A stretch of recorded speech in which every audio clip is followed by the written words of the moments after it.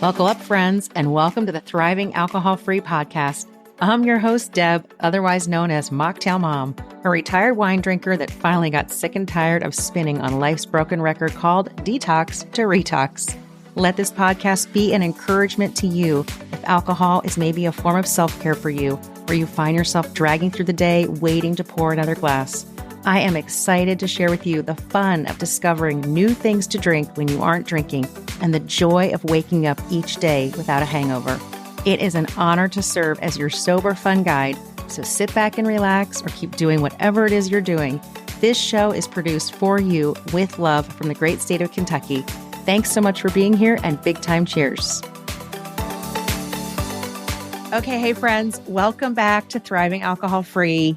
One of my favorite people that I've ever met on Instagram in the Mocktail community is back with us, Marnie Rae. If you're not following her on Instagram, please make sure you're following her, Marnie Rae C, right? Isn't that Marnie Rae C? So I'll make sure your Instagram handle is down in the show notes.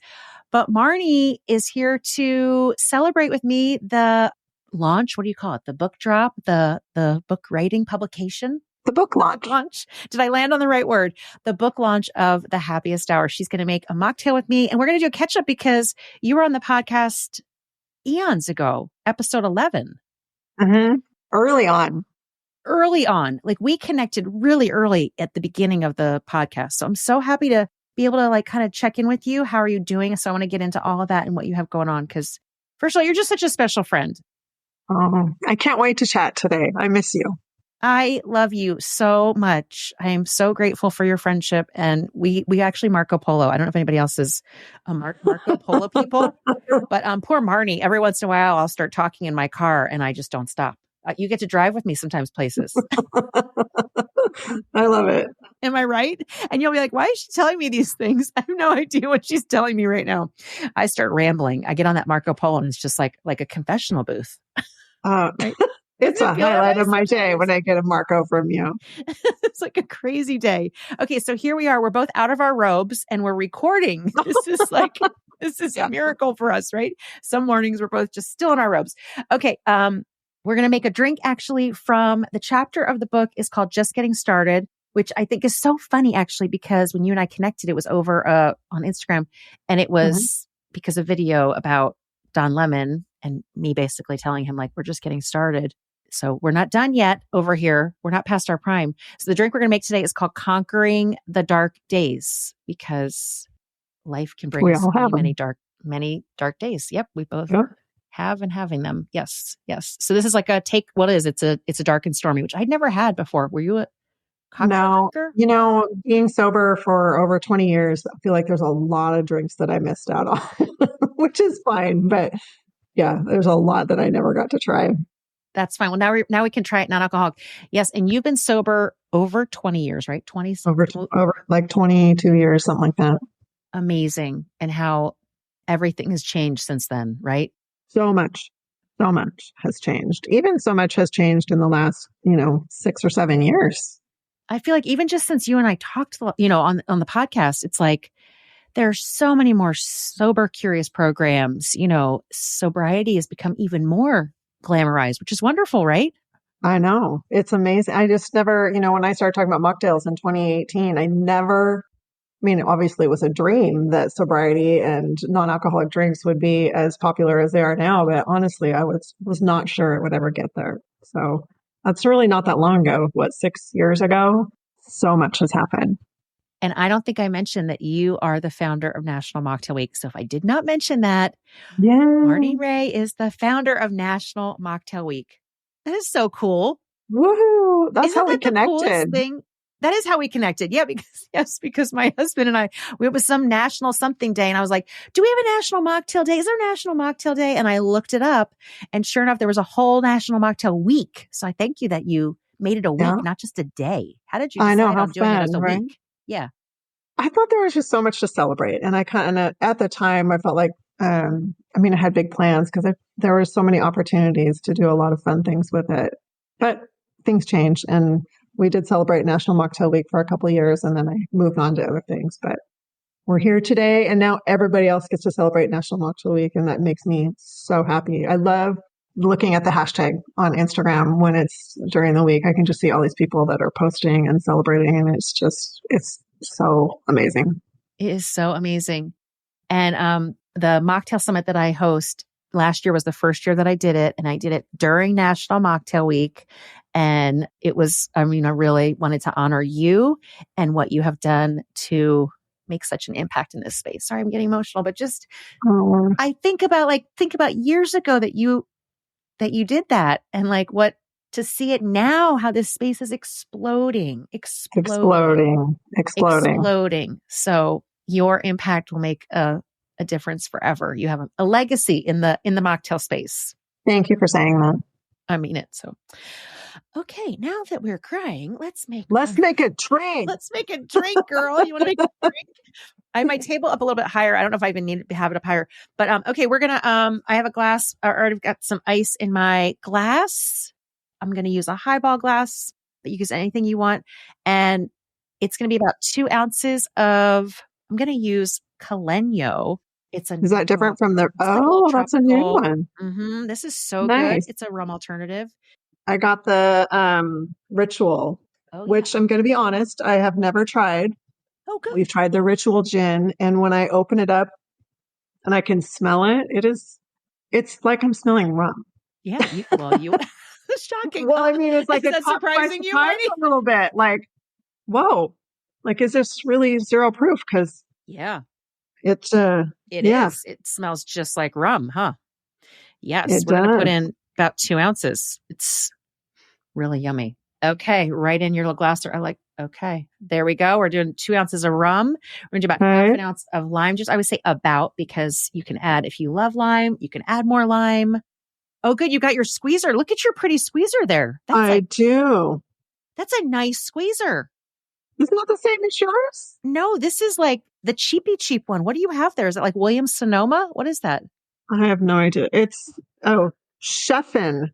CHEF''N. No idea where I got it. Probably that like looks Target. Really, really nice. Okay. Put in our lime juice. I'm putting it directly in my glass. But you can measure it out. You can use store-bought lime juice. You can use whatever you want.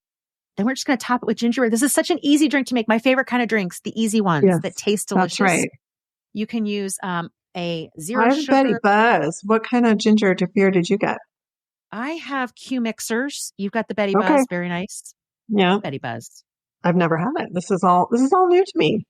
I used Betty Buzz. I think I recommended that, or it was one of she's like a lemon lime sparkling. And I used that in one of the drinks. I think it's called Taste and See with Gary V. And I'm pretty sure I had recommended thing, Marnie. What do I remember? But I'm pretty sure I mentioned her brand in the book. Okay. Topping it with a little ginger beer. I love that this is all new to you. I know. Isn't that funny though? You'd think I would be a little more up on my game here, but you are just, yes, doing good. Okay. I hope you love this. I'm going to garnish with a little lime. I like the stainless steel straws. Do you like stainless steel straws? I don't really like straws. Oh, I love straws. Okay. Cheers to you. Cheers. Big time cheers to you, my friend. Thank you for coming in to celebrate the happiest hour with me. Thank you for inviting me. I'm so happy to be here. Thank you so much. Okay, I want to do a whole catch up with you. Oh, that's pretty good. Like that? I do. A little easy, dark and stormy. Oh, that's pretty good. Okay, good. Oh, good. I'm glad you like it. Yay. So easy. Easy, right? Easy. So easy. Yeah. I'll save the shaking and the fancy garnishes and all that for the restaurants and the bars. They can do that for me. They can do that. Yes. I always want to do that. There are plenty of recipes like that in the book with the shaking. And are there? Well, I can't wait to try. I'm so proud of you for the book. This is so Thank you. Fun for me to see. Like a whole book about mocktails made by my friend. This is really crazy. Yes, it's been a very crazy experience. I was not, I think as I've told you, not thinking I was going to do this. So this kind of came out of nowhere, but I'm really, really glad it's coming out. And it's coming out on election day. So if anybody has not ordered, it's coming out on election day, the happiest hour. You can pre-order now. But I think it's perfect because America is going to need mocktails. Don't you think? I do. It's going to be a emotional day. I think whether people are celebrating or commiserating, they're going to want to drink, right? Yeah, And that's I kind of like agree. how it goes with drinking, right? It's like, oh, it's a happy time. Let's drink. Oh, it's a sad time. Let's drink. So Yes, let's give them some mocktails to drink. agreed. And this is perfect. A dark and stormy is actually perfect for that day. Maybe this is okay. Yes, it really is. Well, maybe Actually, not. Maybe, I guess your opinion on we won't talk this is politics, true. but Depends on who wins, right? Depends on who wins. yeah. I just ordered, I'm going to do some Instagram videos or whatever. And I just ordered like a Harris glass and a Trump glass. And then I ordered Oh, a Harris hat and a Trump hat. And I thought like I could make some videos with like, no matter who you're voting for, and like not getting political on Instagram or whatever, but just right. like whoever you're voting for, you're going to need a mocktail or Let's two. have a mocktail. Yes, Let's have exactly. a mocktail. Yes, this is happening. Okay, some of you know that I accidentally stopped drinking when I did a challenge to take a month off from alcohol, my BFF Chardonnay. And now I live an alcohol-free lifestyle and I absolutely love it, but I also realize that's not for everybody. Originally, my goal was just to moderate. I wanted to learn how to moderate. So you might be thinking, I would love to cut back a bit, but I am not ready to quit cold turkey. So you don't have to. I have a little tip for you. It's called Sunnyside. It's the #1 alcohol moderation app in the United States. And maybe it would be a fit for you if you're looking for no pressure, just support and tools to help you actually drink less.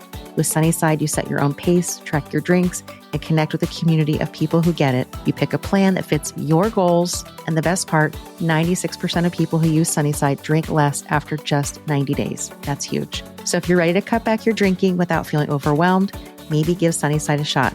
Visit the link in the show notes to get a free 15-day trial and check out Sunnyside for yourself. As you guys know, I love Gießen 0% wines. Their Sauvignon Blanc is my go-to on a regular basis, but they recently launched a delicious Sparkling Brut 0%, which is quickly becoming a fan favorite. I am so proud to have Gießen as the exclusive non-alcoholic wine sponsor of the Thriving Alcohol-Free podcast. Gießen 0% wines are created through the magic of advanced spinning cone technology to remove the alcohol from their full-leaded wines. The award-winning winemaker Duncan Schuler and his team have done wonders in Marlborough, New Zealand by creating an entire family of 0% wines with all the flavor and deliciousness you expect from traditional, quote, full-leaded wine. Their non-alcoholic wines maintain the aroma and the body to create a low-calorie wine that never contains more than 0.5 ABV. Globally available, look for Gießen 0% wines wherever you shop for your non-alcoholic options. Their family of alcohol-free wines include the most effervescent member of the family, the Sparkling Brut 0%, which is absolutely delicious for any celebration. My personal favorite, although I do love them all, is the Sauvignon Blanc, coming in at only 100 calories for the entire bottle. And not to be missed, the other members of their 0% family, the Riesling, the Premium Red Blend, the Rosé, the Pinot Gris. With Gießen 0% wines, there's a de-alcoholized wine for everyone and every occasion. Give Gießen a try and let me know how much you love it. And if you want to meet their winemaker, go back to episode 33 of the podcast where Duncan Schuler joined me to share about the Gießen story. Okay, so what is happening with you? What is going on over there? Let's do a little catch up since your last episode, episode 11. It's been forever. It's been a couple of years probably since we chatted. So, not much. When we talked, I had recently retired from our family business due to a medical diagnosis, and all is well there. I have stage 4 lung cancer with brain mets. That is all stable right now. They're not seeing anything on the scans, so my medication is working, and that's exciting. Amazing. I'm still retired. I plan to stay that way. I am working back in our business right now as we're training some new staff. And as we talked about earlier, I have forgotten what it's like to work full time and then have to go home and pay bills and grocery shop and cook dinner and do all those things. I don't know how I did it with kids, but my son just left for college, my last kid at home. So I'm coming home to an empty house. And then my oldest daughter just got married. So been an emotional last month for us. So I think we're still just kind of finding our footing about how life looks with just the two of us in the house. Yeah, I mean, right. So your daughter just got married, one of your daughters. You've got 2 girls, you've got 3 kids, Yeah, and your son is now off at school. So coming home and it's like, okay, this is a new stage. it's really strange. It's going to take some time to adjust. It's not a bad thing. I miss him terribly, but Oh. I'm so excited for him. I know he's going to thrive where he is and he's going to do so well. So I'm excited for him, but I do I do really miss him. It's just, and he was 19 when he left. So it wasn't like he was ever here all the time anyway. He had a job and friends and he wasn't hanging out with his parents. But something about just knowing he was around or he was going to be home or it was just nice. So right now, like we don't even have enough dishes to fill the dishwasher every day.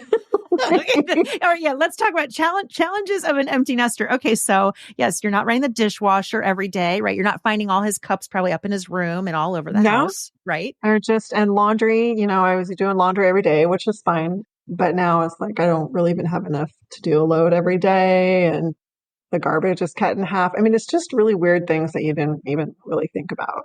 It'll take some time, but it's good. These are all good things in my life. A lot of emotions and to be able to walk through that sober. Yeah. I remember, so I got sober through, a 12-step program. And I remember sitting in a meeting one day and somebody talking about, because, kind of the perception is that you drink when times are hard, or you had a bad day, or you're going through something difficult. And truthfully, I drank when things were good. I drank when we were celebrating. I drank to be happy or happier. So, but it never really occurred to me that that was going to be the case. So yeah, we drink when times are good and bad, both. But it feels good to be able to have these feelings and to acknowledge them and then move on. Yeah, and work through them. So you had a Substack. We're not going to talk about that though, because you have a blog. You have a blog. That's what we're going to talk about. I do. You have a blog. Okay, you're an excellent writer. Thank you. I love to write. I just, something I really enjoy. I started a Substack which is wonderful. I had a great time, but I have a beautiful blog that was designed for me a year or two ago that I don't know why I wasn't using it. So I'm kind of just moving everything over there. I love to write. I love to tell stories. My favorite thing to write about though is other people. Really? And I always talked about that with my friend when I was making the mocktails back in 2018. I'm like, I want to tell other people's stories about either getting sober or, making non-alcoholic drinks or their experiences. So I just keep coming back to that. And the stories that are fascinating me now at my 56 years old stage of life are women like you that have kind of pivoted in midlife and are really pursuing the things that make them feel fulfilled. So, you getting sober in midlife. I have a friend who used to work in a hospital as a hospital administrator, and now she owns and runs a flower farm. Really? I have another friend who, worked for a public school, and now she's a well-known fashion influencer. And it fascinates me and inspires me. And I think, the world is limitless for us. Life is kind of what we make it. And I love seeing these women out there taking those steps to do what they love. Yeah. Yeah. It is limitless. And it's not over, right? We hit our 50s. It's not over. I feel like it's almost the beginning. It does feel that way, doesn't it? It does. I feel like we're just smarter for one thing. And, for some of us, our kids have gone and we have more time on our hands. We have more flexibility to maybe pursue the things that are interesting to us. But for me I think I just don't care anymore what people think. That was a really nice place to be at this age of life, is just be like, if I want to be a fashion influencer, if I want to be a flower farmer, who cares? If it makes me happy, then who cares? I love that. And I love on your Instagram, yes, like as a fashion, like you've been posting cute pictures of you with like some of your cute clothes. Well, all your clothes are so cute, everything. But just to do what makes you happy, happy. Yeah. Was it your cancer diagnosis that like kind of gave you more stability in that? Oh, for sure. That was definitely the instigator, kind of the turning point for me, because I worked so many years in our, helping to grow our business. We've been in business, a construction company for over 30 years, and it was always my second job. I would have to have a full-time job to help pay the bills, raise the kids, and then I'd have to come home at night and do the books. So I've worked in the company for 30 plus years, and it felt good to contribute for sure to our business. And I'm proud of what we built, but it never really fulfilled me. And I kind of wanted to have something of my own, but I wasn't ready to take that step or make that decision. And I didn't even know what that meant. honestly. And then when I got the cancer diagnosis, I thought, it's now or never. Honestly, if I'm going to do something, I'm going to do it now. I don't want to go back to doing something that I don't love because I don't know how much longer I have to have the opportunity to do something I do love. Yeah. Yeah. To have that diagnosis and that realization, but like we can have that realization without a cancer diagnosis, right? Like you don't need a cancer diagnosis to reprioritize your life. You don't. And to give ourselves permission, like it's okay to say, this is not fulfilling me anymore. Or maybe it did for years and I want to change and do something totally different, Well, and I think it comes down to self-care also and acknowledging what it is that we want and need in life. Because I think we've just spent, mostly as women, I think we spend so much time taking care of other people.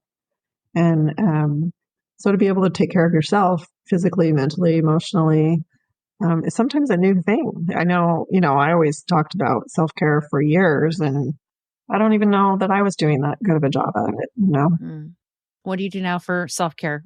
Just retirement. I want to join you.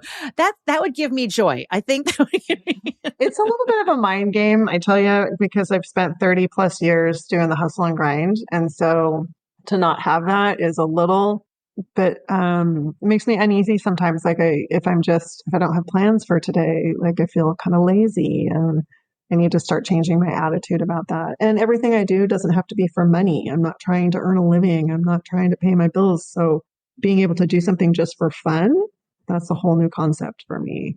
But right now, I'm just trying to keep my stress level low. So I'm being selective about opportunities that I take or people that I spend time with to try and manage my stress level. And then my daughter's a personal trainer. So I'm at the gym with her usually a couple times a week. And then walking has been amazing. And I'm so bummed I can't keep up with your 10,000 steps a day. I tried. I missed a couple days. I did miss a couple days. I haven't done every single day. So I'm like trying to make up my steps. I'm like, I'm getting to 1 million before the election day. It's crazy when you think about that number, but it is hard. It is hard. Know. I didn't either. I was clueless. Let's do 10,000 steps a day. Let's just do it, for 100 days, which, I should just keep doing it. It's so healthy, right? So good for your brain health, everything. But like, for some reason, I just thought it'd be so easy. It's not easy. I'm all talk. It's not easy. It's time consuming. I was surprised at how much time it took. Yes, right. That's what you and I were saying. Like, it's like an hour and a half. I mean, depending on how fast you're walking or whatever, but like hour to an hour and a half easily to get the steps in. Yeah. I was out last night. I texted you last night. Yes. I was out with my vest on. I couldn't believe you texted me because it was late. I'm like, oh my God, I'm probably waking her up. And you texted me. No, you're all walking. No. Yeah. Deb's in front of her house walking back and forth with my light up vest on. I look like, oh my gosh. Whatever, people. I'm like, and I even have a headlamp sometimes I'll wear just because our street's so dark. It's going to get even darker here soon, I'm sure. So you are committed, girl. It'll be 5 o'clock. I'll have that thing on. Yes. Yes. Yeah. Wow, Marnie, you are conquering the dark days. You are. Yes, I am. Yes. And we all have them, cancer diagnosis, divorce, kids, issues with your kids. We all have them. Nobody gets away, scot-free without having some drama in their life. So being able to navigate that sober is a pretty special thing. It's huge. It's so huge. I'm so glad that we could spend time together. Just a little catch up. Me too. Thank you for inviting me. You are so special to me. And to see you out there making the mocktails is just such a dream of mine. I mean, it's just, and it's you, like you are such a light to everybody. Thank you. I couldn't wish anybody better for this journey. I'm so proud it's you. Well, the Mocktail Summit is dedicated to you. I don't know. Last year, I kicked it off with a welcome message to everybody who came, and I told them about you and told them that this Mocktail Summit is really just in honor of you and all that you've done to move the mocktail movement forward and to lead the way. So I am forever grateful. And so happy that we connected like through this crazy thing called Instagram. Like we've never met in person, but I just love you so much. And I'm so, so grateful for you. And I'm so glad like you're doing well, your health, and you're able to be in retirement and be in a peaceful place and waking up and not always having something to do. Yes. Thank you. I'll send you my to-do list. How's that? I can always, I'll What can I share with do? you. I'll be very generous with my to-do list. Here are some things, Marnie. If you're having a day where there's nothing on your list. I love you, my friend. Big time cheers. I love you Thank you for too. Thank you making for, this drink with me. Thank you for thanks for coming in to having me. celebrate the happiest hour. The happiest hour. Congratulations. I Thank cannot you, wait my to friend. read the book. Thank you. Thank you. Big time cheers to you for tuning in to the Thriving Alcohol-Free podcast. I hope you will take something from today's episode and make one small change that will help you to thrive and have fun in life without alcohol. If you enjoyed this episode and you'd like to help support the podcast, please share it with others, post about it on social, send up a flare, or leave a rating and a review. I am cheering for you as you discover the world of non-alcoholic drinks and as you journey towards authentic freedom. See you in the next episode.